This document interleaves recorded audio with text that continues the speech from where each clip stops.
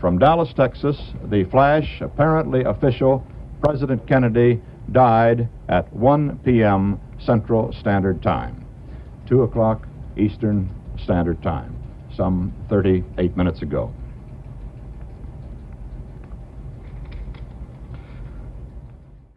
With John F. Kennedy's nephew, RFK, playing a key role in the 2024 presidential race, and Donald Trump being the latest president to suffer an assassination attempt, it's an interesting time for us to look back on JFK's legacy and to see what it tells us about the modern day. Kennedy's legacy is most evident in his contribution to the space race, civil rights, and the Cold War. His famous Rice University speech in 1961 paved the way for one of humanity's greatest achievements. He famously proclaimed, "We choose to go to the moon. We choose to go to the moon in this decade and do the other things, not because they are easy, but because they are hard." At the precipice of nuclear annihilation during the Cuban Missile Crisis, Kennedy's steely resolve and diplomatic finesse averted a global catastrophe, cementing Kennedy's reputation as a master of international relations. My fellow citizens, let no one doubt that this is a difficult and dangerous effort on which we have set out. Many months of sacrifice and self-discipline lie ahead, months in which both our patience and our will be tested.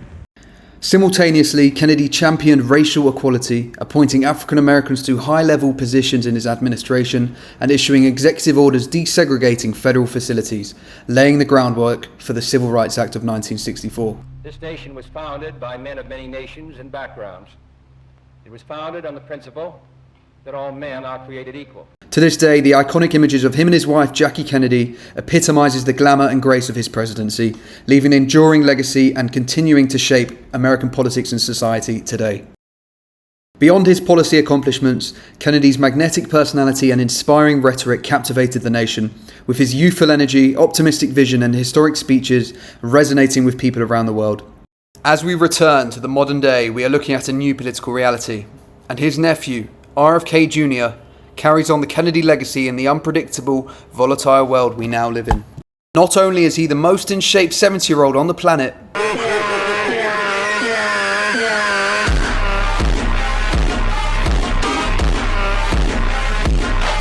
he can literally summon ravens like some sort of wizard. Hey everybody, these are my two ravens. I'm just taming them. I've gotten them to come in and join me for meditations every morning on my balcony. And before getting into politics, RFK spent his career as a lawyer fighting against pollution, environmental damage, and industrial-scale corporate corruption. From the beginning of our national history, our most visionary political leaders have been warning Americans against the domination of corporate power. Dwight Eisenhower, a Republican, in his most famous speech ever, warned Americans against the domination by the military-industrial complex, by corporate power. What happens when corporations dominate our government? You see that human beings are turned into commodities, communities are turned into commodities, and the environment, the landscapes are turned into commodities. And that's what's going to happen across America unless we turn back this ascendancy of corporate power, and this battle is the beginning of that. Thank you all very much for participating. I'm going to take the CIA and shatter it into 1,000 pieces and scatter it to the winds. RFK brings us on to an interesting next point, and echoes reverberate as presidential assassinations almost strikes again. On the flip side, it could be said is Donald J. Trump. His recent assassination attempt brought home the realities of American power politics that we have somewhat forgotten in the West. And as we barrel towards a future that is more uncertain and more volatile than the world has seen in almost 100 years, the opportunity to reflect on what JFK's assassination shows us is important. Now, I must be careful of demonetization, or being put on a watch list, or going for a drive and having my car drive into a tree at 100 miles per hour. But the reality is, JFK's assassination is one of, if not the most controversial events in US history. The official conclusion, reached by the Warren Commission, was that Lee Harvey Oswald acted alone. Following this, Jack Ruby, or Jacob Rubenstein, acted alone in the assassination of Lee Harvey Oswald. And in the months following the event, the official investigation found that there was no evidence of a conspiracy, domestic or foreign. An intelligence agency based in the Middle East, which may be linked to one of the largest lobbying groups in the US, had a contentious relationship with President John F. Kennedy. Both JFK and his brother had been urging AIPAC's predecessor, the American Zionist Council, to register as a foreign agency in the US. This move could have significantly impacted their political power.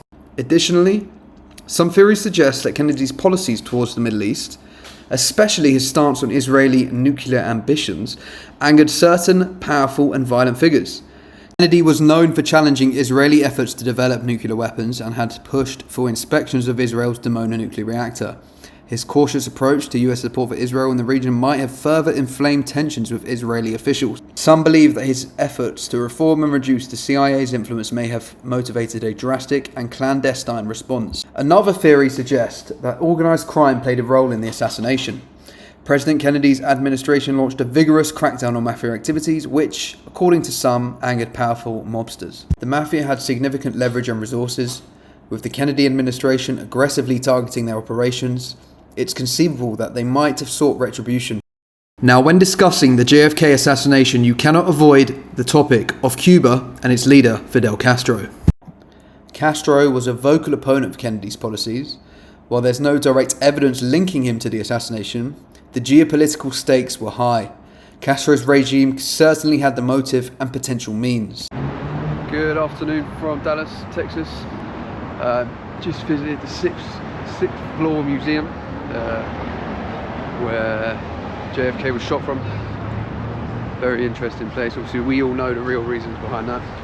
CIA, Israel involvement, but of course we won't say too much more on that issue. I'm going to go now and find exactly where he was shot, and I'm going to edit in some more footage from inside the building in the 6th floor. So come with me.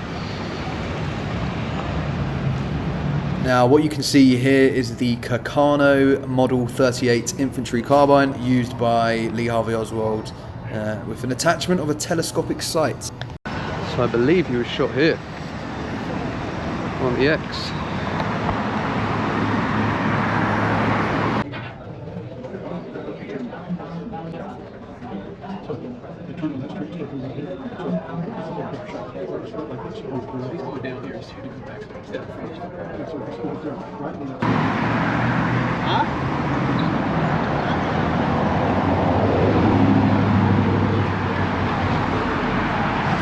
Now you don't see the wound here, and that's where the heart frag belongs. We believe that the government altered this photo to protect their theory that Oswald shot him in the back of the head. Tell the story if you like. Oh, thank you. Thank you. This is Robert Jones' book. He wrote the JFK movie. It's the best. So who do you think shot JFK? On my book, and I'll tell you all about it. Got to buy the book. Yeah, these were $20. What you have here is the location of the Zapruder film, the best footage of the actual assassination. How you doing, mate? Alright. How are you? I'm good, mate. Very cool. Have a good one. Awesome. I'm all good, thank you, sir. Gotta give it to him, quite a good salesman. Almost had me, almost had me. 1963, 60 years ago. JFK was shot right there. No one really knows who by. Probably CIA and probably Mossad. On to the next one. See you on the other side.